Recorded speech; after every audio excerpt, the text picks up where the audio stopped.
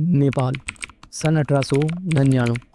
घने जंगल जहां हर पत्ता अपने आप में रहस्य छुपाए हुए था, लेकिन उसी जंगल में आज मौत ने जन्म लिया। उस पल बागिन अपनी सरजमी पर ऐसे टहल रही थी मानो जंगल की असली मलिका हो। हर कदम में अकड़, हर सांस में खौफ, जैसे पूरे जंगल का ताज उसी के सर सजा हो। यह सब होता हुआ दो शिकारी झाड़ियों के पीछे छिपकर देख रहे थे। उनमें से एक शिकारी धीरे और घबराहट में बोला, देख कैसे रानी की तरह घूम रही है। दूसरा शिकारी जिसके हाथ में बंदूक थी वो बोला, रानी हो या बादशाह, गोली चलाने के बाद राज खत्म हो ही जाता है। इस समय दोनों शिकारी की आंखों में लालच और डर साथ साथ चमक रहा था। बागिन अचानक उसकी तरफ सर घुमा देती है और एक बारी दहाड़ से जंगल को हिला देती है। लेकिन हर राज सिंहासन तलवार से नहीं, कभी कभी दहाड़ से भी बचाया जाता है। अब पूरे जंगल में मानो एक अजीब सी शांति छा चुकी थी। अब शिकारी बागिन पर निशाना साध कर गोली चला देता है। गोली सीधे बागिन के जबड़े में धंस गई, जिससे उसके दांत टूट गए और अब उसके शिकार करने का तरीका हमेशा के लिए बदलने वाला था।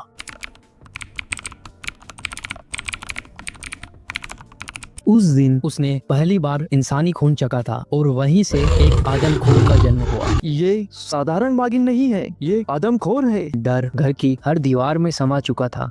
अब गांव वाले अपनी शिकायत लेकर महाराज के दरबार पहुंचे। महाराज हमें बचाइए, एक आदमखोर हमारे गांवों में आ चुका है और 3 दिन में 2 लोग मारे गए हैं। हे महाराज, अगर ऐसा ही चलता रहा तो पूरा गांव खत्म हो जाएगा। अब महाराज ने मंत्री जी के साथ मंत्रणा कर कर बागिन के शिकार के लिए शिकारी भेजे। अब कई शिकारी मिलकर बागिन का शिकार करने के लिए निकलते हैं, लेकिन बागिन इतनी चालाक हो चुकी थी कि वो अब नेपाल के जंगलों से भारत के जंगलों की ओर बढ़ने लगी। इंसानों ने सोचा अब खतरा टल गया है, लेकिन उन्हें क्या पता था असली खौफ तो अब शुरू हुआ है। नेपाल से खदेड़े जाने के बाद वह काली नदी पार कर गई। उसके पंजों के निशान अब भारत की जमीन पर पड़ चुके थे और इस तरफ उसका स्वागत करने को मौत इंतजार कर रही थी।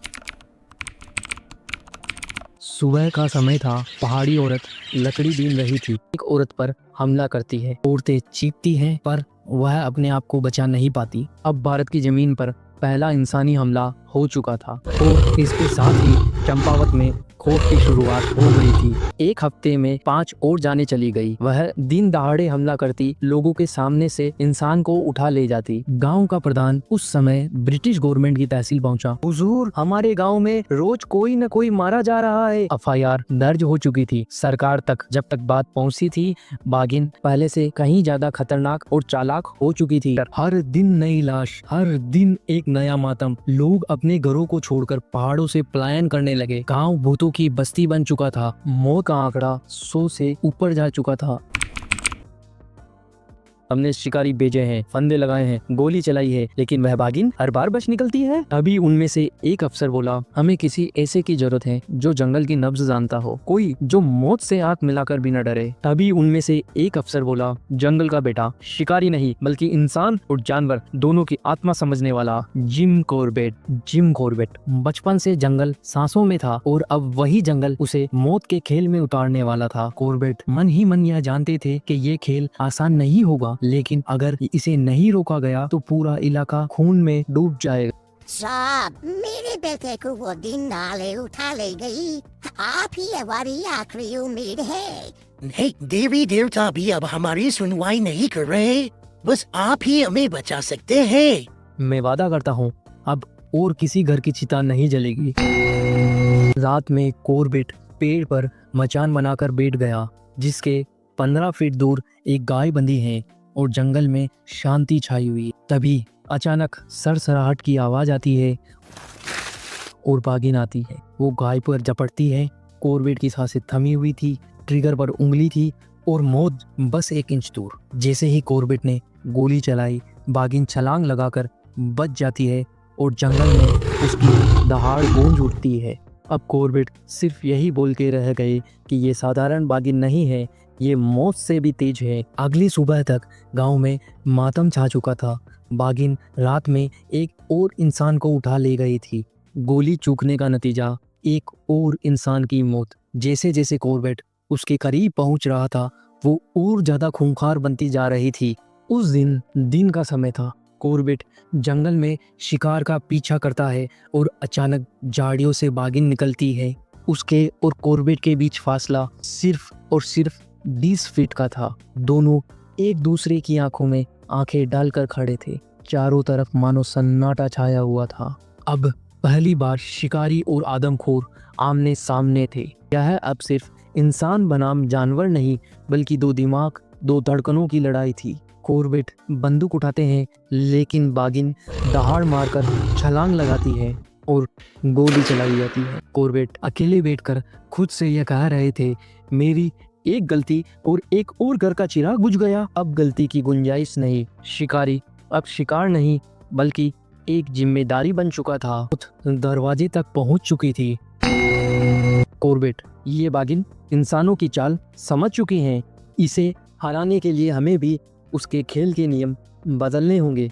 मैं वहीं इसे मारूंगा जहां यह खुद आएगी। अब एक गांव वाले के मृत शरीर को खुले में रखा जाता है। आसपास के पेड़ों पर कॉर्बेट और गांव वाले छिपे थे। रात का सन्नाटा मानो कयामत ढा रहा था। धीरे धीरे झाड़ियों से बागिन निकलती है और उसकी आंखें शव पर टिक जाती हैं। अब मानो मौत को खींच रही थी। लेकिन क्या शिकारी इस बार चूक जाएगा?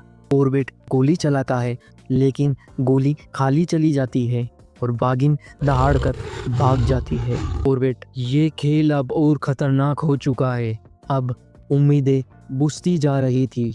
अब कॉर्बेट गांव वालों से मिलकर एक नई योजना बनाते हैं। पेड़ के नीचे बकरी बांध दी जाती है और वो कुछ दूरी पर बैठकर इंतजार करते हैं बागिन के आने का।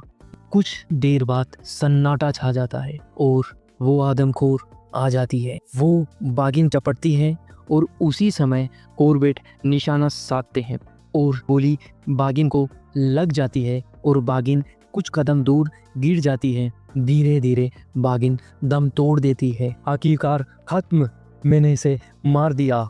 अब यह खबर गांव वालों तक पहुंचती है। गांव में ढोल बजते हैं, खुशियों के गीत गाए जाते हैं। गांव वाले कॉर्बेट जिंदाबाद के नारे लगाते हैं। अब चंपावत अब मौत की छाया से मुक्त हो चुका था। अब बागिन का पोस्टमार्टम किया जाता है, जिसमें उसके दाई जबड़े की हड्डी टूटी हुई थी। इस वजह से वह जंगली शिकार नहीं कर पाती थी और इंसानों को खाने लगी। अब सच सबके सामने था। ये सिर्फ आदमखोर नहीं थी, एक घायल जानवर थी जिसे दर्द ने खूनी और दरिंदा बना दिया था। तो दोस्तों, उम्मीद है आपको ये रोमांचक कहानी चंपावत की आदमखोर बागिन पसंद आई होगी। हम बहुत जल्द एक नई दिलचस्प कहानी के साथ फिर मिलेंगे।